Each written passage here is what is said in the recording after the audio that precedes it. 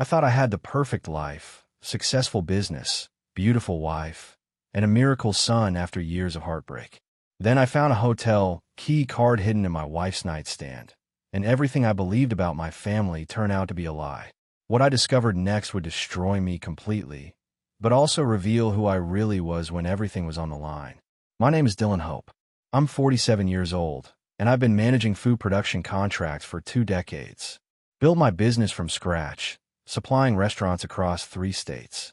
I thought I had everything figured out: successful career, beautiful wife, and what I believe was my miracle son after years of heartbreak.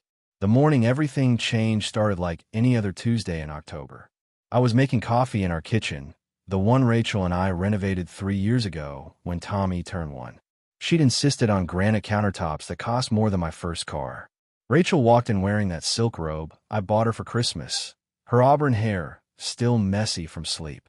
She looked beautiful, but something felt different.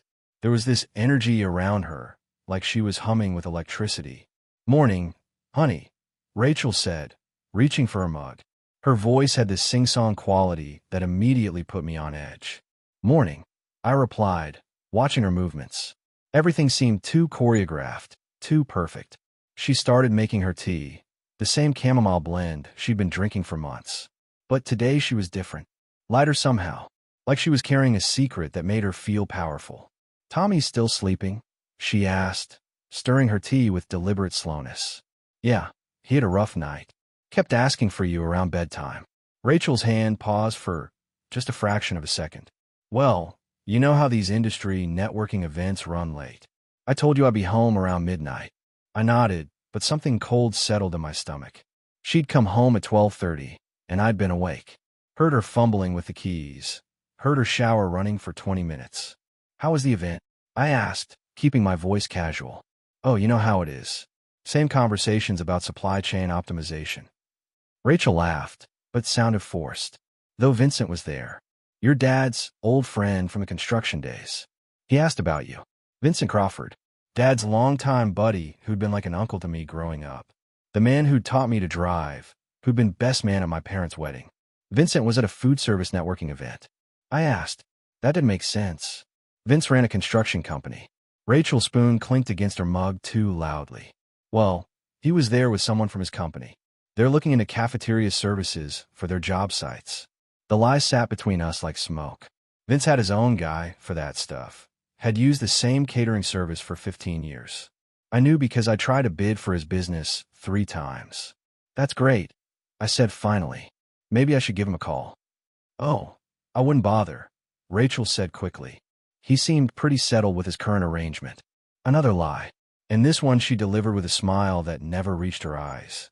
I finished my coffee in silence, listening to Tommy's little feet hitting the floor upstairs. But something had shifted. Some fundamental truth had changed, and I wasn't sure I was ready to face what it meant. The rest of that Tuesday crawled by like molasses. I couldn't focus on anything at work, kept checking my phone every few minutes, waiting for something I couldn't name. My assistant Jennifer noticed I was off, asked if I was feeling all right. I told her I was fine, but we both knew it was a lie. Around 3 in the afternoon, I decided to swing by Tommy's daycare early. Needed to see his face.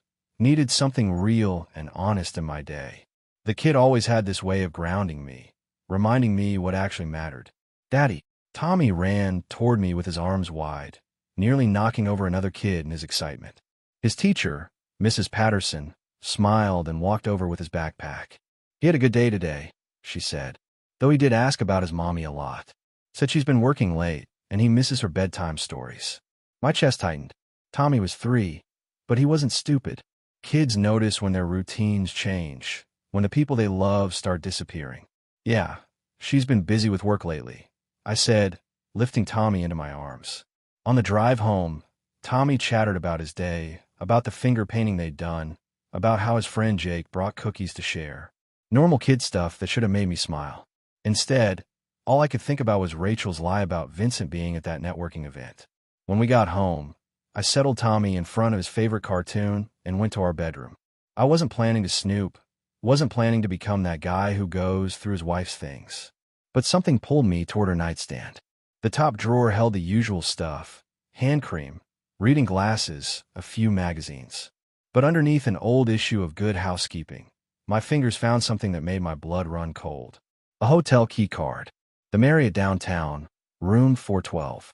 From last Tuesday night. I stared at that piece of plastic like it was a snake ready to strike. Rachel had told me she was at a client dinner last Tuesday, said she'd eaten too much pasta and felt sick. That's why she'd come home late and gone straight to bed. My hands were shaking as I put the key card back exactly where I found it. This wasn't about business dinners or networking events. This was about hotel rooms and lies and the slow destruction of everything I'd built my life around. That evening, Rachel came home around 7, carrying takeout from that Italian place on 5th Street. She kissed my cheek and ruffled Tommy's hair, acting like the perfect wife and mother. "How was your day, honey?" she asked, unpacking containers of pasta and salad.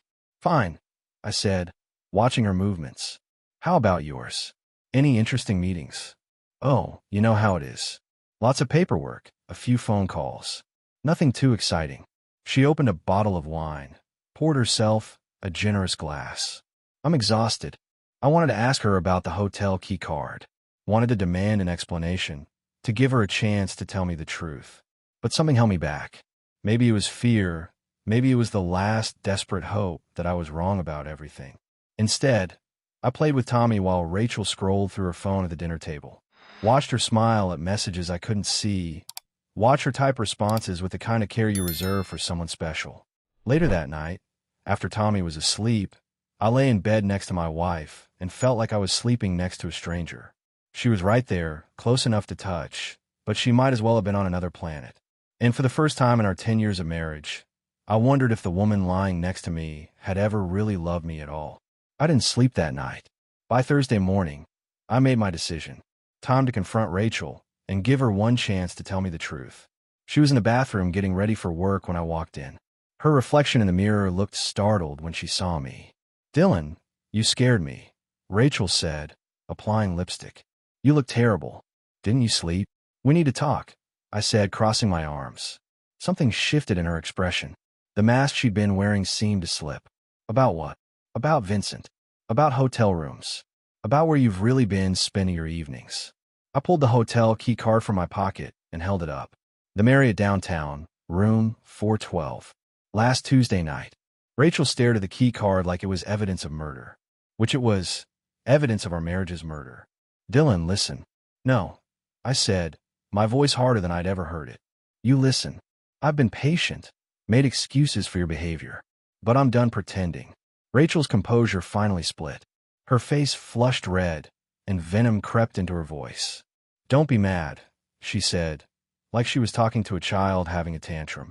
The condescension hit me like a physical blow. After everything, she was treating me like I was being unreasonable.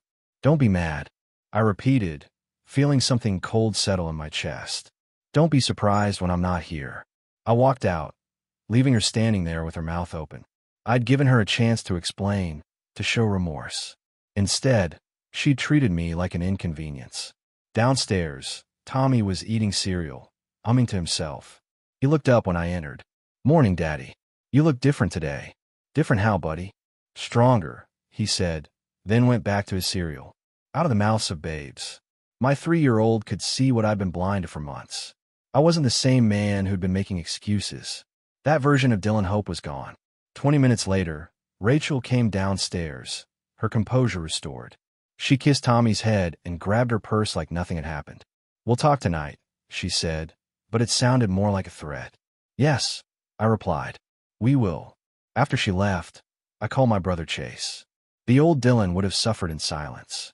But that man was dead, and the one who'd taken his place was ready for war. That evening, Rachel came home with Chinese takeout and a fake smile. She'd had all day to prepare her defense. "Tommy's upstairs playing," I said as she unpacked containers. "Good. That gives us time to clear up this morning's misunderstanding." She poured wine, hands perfectly steady. "Dylan, I know how that hotel key must have looked." "Stop." I held up my hand. "Before you say another word, you should know I've spent the day making phone calls." Her smile faltered. "What kind of phone calls?"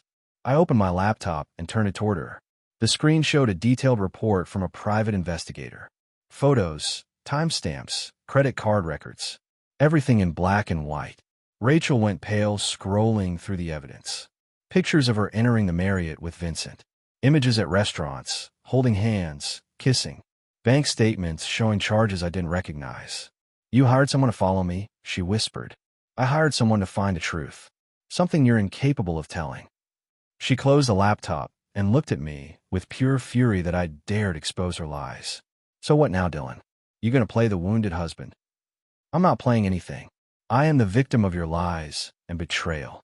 Rachel laughed harshly. Our family. You mean where you work 60 hours a week and expect me to raise your son alone? My son. The words hit like ice water. What do you mean, my son? Pure panic flickered across her face before the mask returned. I meant our son. Obviously. Too late. I'd seen the truth in that unguarded moment. Tommy's birth timing, her secrecy during pregnancy, the fact he looked nothing like me. How long, Rachel? How long with Vincent? She stood, smoothing her skirt for battle. Longer than you think. It's been the only thing keeping me sane in this prison you call a marriage. The cruelty was breathtaking. This wasn't the woman I'd married. Get out, I said quietly. What? Get out of my house. Now. Her composure shattered. You can't throw me out. Not anymore. You chose Vincent over our family.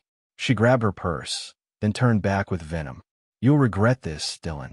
I'll make sure you lose everything. After she left, I checked on sleeping Tommy, clutching his stuffed bear. Looking at his peaceful face, I made a promise. Whatever happened, I'd protect him. Even if he wasn't biologically mine, he was my son in every way that mattered. But first, I had calls to make. Starting with a lawyer, ending with a DNA test. The DNA results arrived 3 days later. I sat in my truck outside the lab, hands shaking as I opened the envelope. The words blurred together at first, but the conclusion was crystal clear. Tommy wasn't my biological son. I'd expected it, but seeing it in black and white still felt like a punch to the gut. 3 years of midnight feedings, first words, scraped knees, and bedtime stories. 3 years of being his daddy, and now science was telling me he belonged to Vincent Crawford. But as I sat there staring at the numbers, something shifted inside me. Biology didn't make a father. Vincent might have contributed DNA, but I'd contributed everything else. I was the one who taught Tommy to tie his shoes, who kissed his forehead when he had nightmares, who would die before letting anyone hurt him. That evening, I picked up Tommy from daycare like nothing had changed. Because for him, nothing had. He was still the same little boy who ran to me with open arms, who called me Daddy, who trusted me to keep him safe. Daddy, you look sad again, Tommy said as I buckled him into his car seat. I'm not sad, buddy. Just thinking. About Mommy. The innocence in his voice nearly broke me. Yeah, about Mommy. Is she coming home soon? I looked into his trusting brown eyes, Vincent's eyes, I realized now, and made a decision that would define the rest of our lives. We'll see, Tommy. But no matter what happens, I'll always be your daddy. You understand that? He nodded seriously. I love you, Daddy. I love you too, son. That night, after putting Tommy to bed, I called my lawyer. Sarah Hendricks had been recommended by Chase, and she had a reputation for being ruthless in custody cases. Mr. Hope, I've reviewed the materials you sent over, Sarah said. This is going to be complicated. The DNA results complicate things, but they don't eliminate your parental rights entirely. What do you mean? You've been the child's father for 3 years. You're on the birth certificate. In many states, that carries significant weight, regardless of biology. We can fight for custody based on the best interests of the child.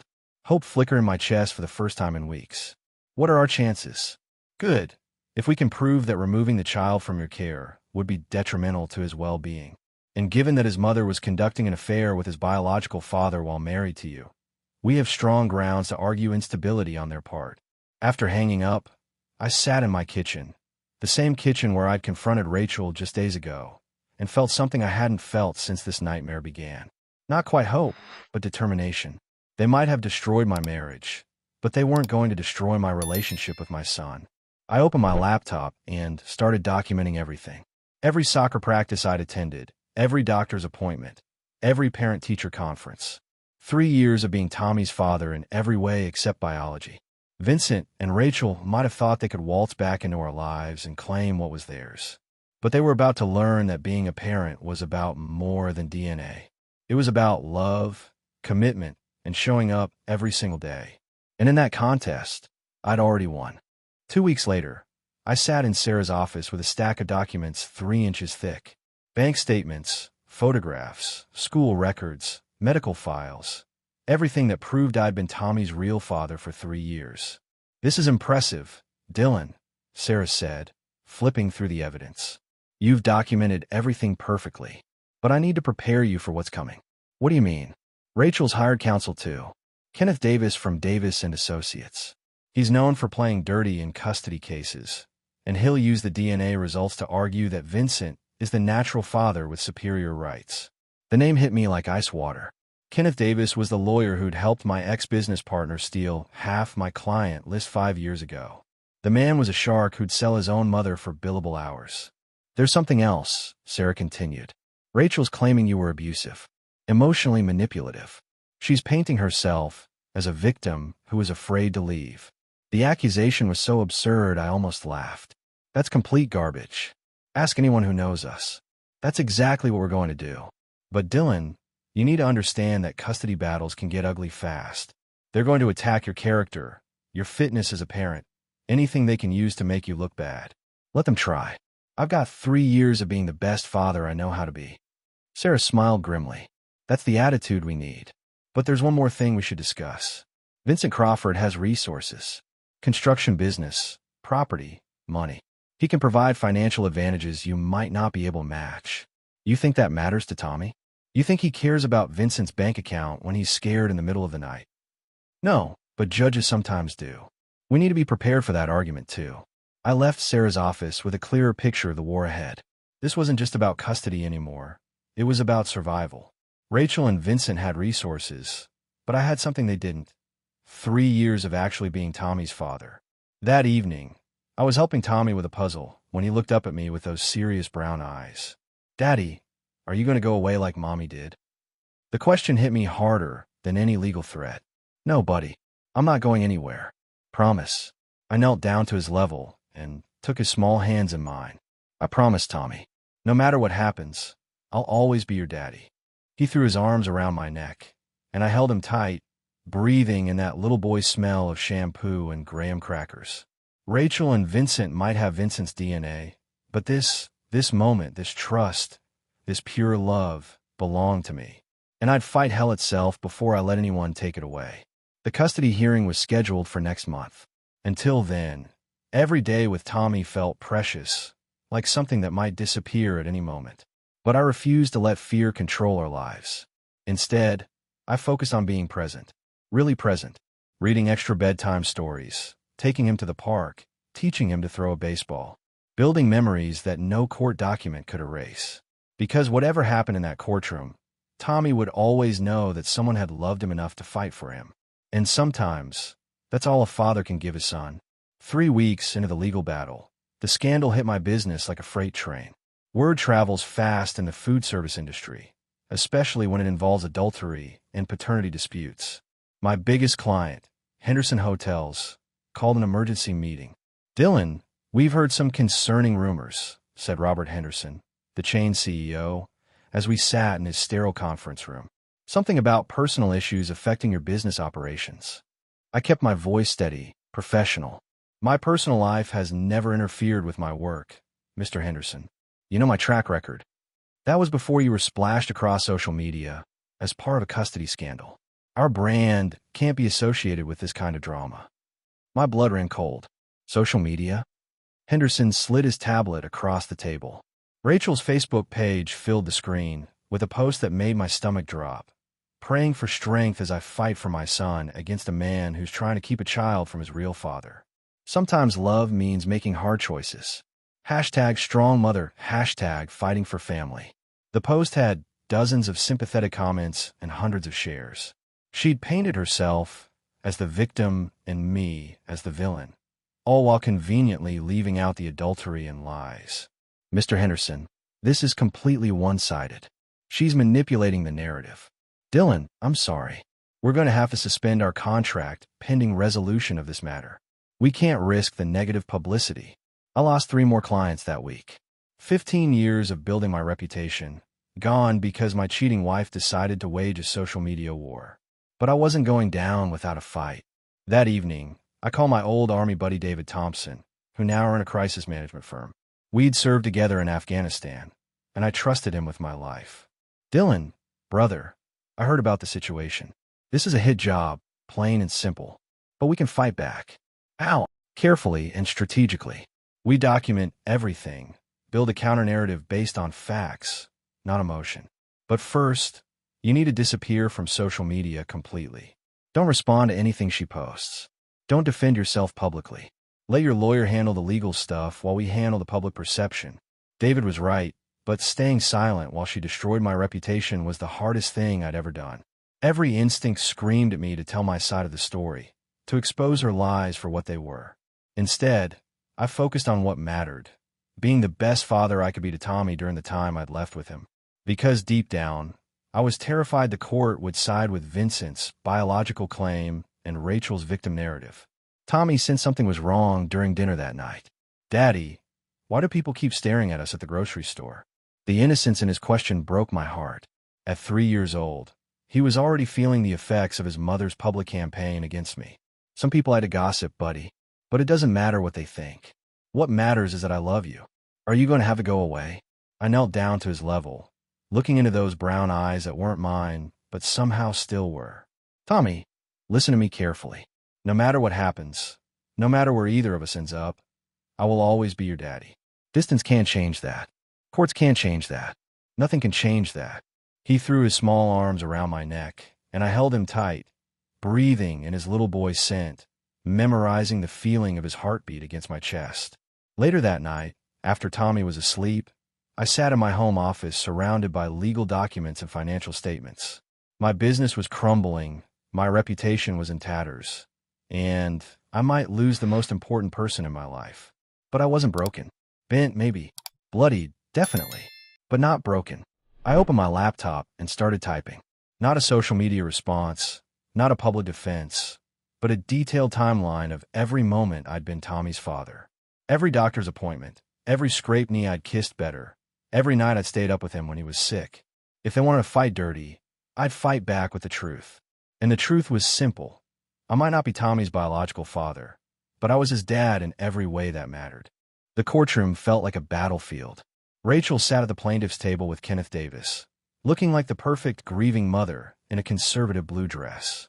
Vincent sat behind her, gray-haired and respectable in his best suit, playing the role of concerned biological father. I sat with Sarah, wearing my only decent suit and trying to project confidence I didn't feel. Behind me, Chase had taken time off work to show support, along with 3 of Tommy's daycare teachers who'd volunteered to testify about my involvement in his life. Judge Patricia Hawkins was a stern woman in her 60s with sharp eyes that seemed to see everything.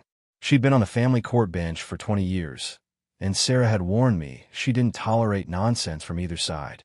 "This is a complex case involving paternity, custody, and allegations of misconduct," Judge Hawkins began. "I want to hear from both sides, but I'm warning everyone now. My only concern is the best interest of the child. Personal grievances and marital disputes are secondary to that child's welfare." Kenneth Davis stood first, painting Rachel as a devoted mother trapped in a loveless marriage. He portrayed Vincent as the wronged biological father who wanted to do right by his son.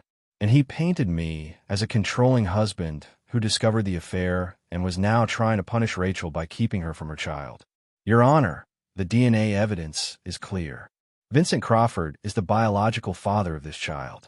While Mr. Hope may have formed an emotional attachment to the boy, that doesn't supersede the natural father's rights or the mother's custody claims." Sarah stood for our defense, and I'd never been more grateful for her fierce reputation. "Your Honor, biology doesn't make a father. Mr. Hope has been this child's dad for 3 years. He's the man who gets up at midnight when Tommy has nightmares. He's the one who knows Tommy's favorite bedtime story, his food allergies, his best friends at daycare. DNA is just science, but fatherhood is love, commitment, and presence." The next 2 hours were brutal. Rachel testified with tears in her eyes about her unhappy marriage and her fear of my controlling behavior. Vincent spoke about his desire to be a real father, to his biological son. Both of them painted me as an obstacle to their happy family reunion. Then it was my turn. "Mr. Hope," Sarah said gently, "tell the court about your relationship with Tommy." I looked at the judge, then at the gallery where Tommy's teachers sat, and found my voice. "Your Honor, I've been Tommy's father since the day he was born. I was in the delivery room when he took his first breath. I changed his first diaper, gave him his first bottle, walked the floor with him when he had colic. I taught him to say daddy and please and thank you. I've never missed a doctor's appointment or a parent-teacher conference. When he falls down, he calls for me. When he's scared, he crawls into my bed. When he laughs, it's the most beautiful sound in the world." My voice broke slightly, but I pushed through.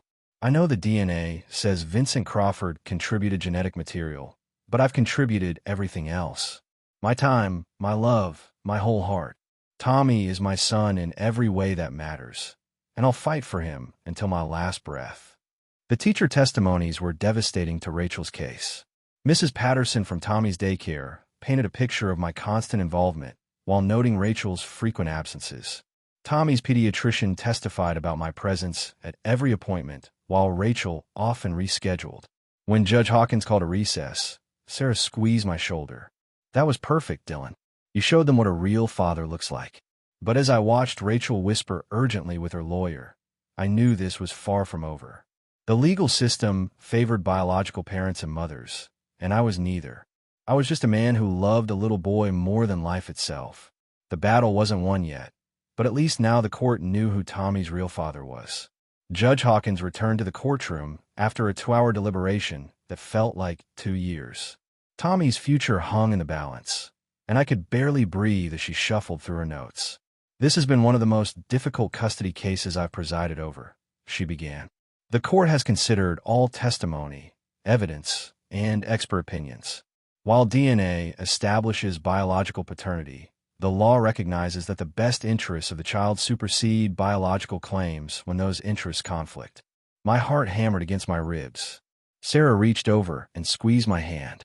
"The evidence shows that Mr. Hope has been the primary caretaker and father figure for 3 years.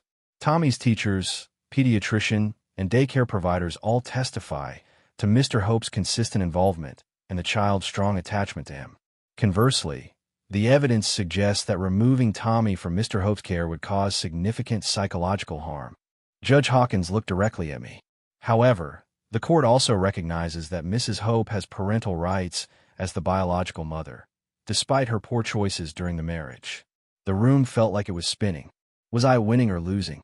Therefore, the court awards primary custody to Mr. Dylan Hope, with supervised visitation rights to Mrs. Rachel Hope every other weekend. Mr. Vincent Crawford's petition for paternal rights is denied, as his claim was not made in good faith and his character witnesses raised concerns about his fitness as a parent. The gavel came down like thunder. I'd won. Tommy was staying with me. Sarah hugged me as tears streamed down my face. Behind us, Chase was whooping loud enough to earn a disapproving look from the bailiff. Across the aisle, Rachel sat in stunned silence while Kenneth Davis whispered urgently in her ear. Outside the courthouse, Chase wrapped me in a bear hug. "Dad will be proud of you, little brother. You fought like hell for that boy." That evening, I picked up Tommy from daycare like I had 1,000 times before, but everything felt different. Lighter. Permanent. "Daddy," Mrs. Patterson said, "you had an important meeting today." "I did, buddy. A very important meeting about you and me. Are we still going to live together?" I knelt down and looked into those brown eyes that would never be mine biologically, but belonged to me in every other way that mattered. "Forever and always, Tommy. You're stuck with me." He giggled and threw his arms around my neck. "Good. I like being stuck with you." As we drove home, I realized something profound had happened. This battle hadn't just been about custody. It had been about defining what family really meant. 10 months later, Tommy and I had settled into a new rhythm that felt more natural than anything from my previous life. The house was ours now. Rachel had signed over her interest as part of the divorce settlement, unable to afford the legal fees for a prolonged property battle. My business had slowly recovered from the social media disaster. Word spread about the court's decision, and several clients quietly returned, embarrassed about how quickly they'd abandoned me based on one-sided accusations. Tommy was thriving. He'd started asking fewer questions about Rachel, who'd moved to Atlanta with a new boyfriend and rarely exercised her visitation rights. Her phone calls became sporadic, then stopped altogether. "Daddy, look what I drew," Tommy said, running up to me with a crayon masterpiece. It showed two stick figures, one tall, one small, standing in front of a house with a dog. "That's beautiful, buddy. Who are these people?" "That's you and me and our new puppy. I've been thinking about getting a dog." The house felt too quiet sometimes, and Tommy had been asking about pets since he turned 4 last month. My phone buzzed with a text from Chase. "Tommy's birthday party still on for Saturday?" Sarah's excited to meet her honorary nephew. Chase had started dating my former lawyer 6 months ago, which initially felt weird but now seemed perfect. They understood each other's dedication to work and shared a dry sense of humor that kept everyone laughing at family dinners. That evening, as I tucked Tommy into bed, he looked up at me with those serious brown eyes. "Daddy, are you happy?" The question caught me off guard. "What made you think about that?" "You smile more now. Real smiles, not pretend ones." Once again, my son's perception amazed me. He was right. The smiles were real now. Not forced, not performed, but genuine expressions of contentment I'd forgotten were possible. "Yes, buddy. I'm happy. Are you happy?" "Very happy. I like it being just us." "Me too, Tommy. Me too." As I turned off his light and headed downstairs, I realized that the man who discovered his wife's betrayal almost a year ago was gone. In his place was someone stronger, more confident, more aware of what actually mattered. I'd lost a cheating wife and a false friend, but I'd gained something infinitely more valuable: the knowledge that I could survive anything life threw at me, and the absolute certainty that Tommy and I were exactly where we belonged.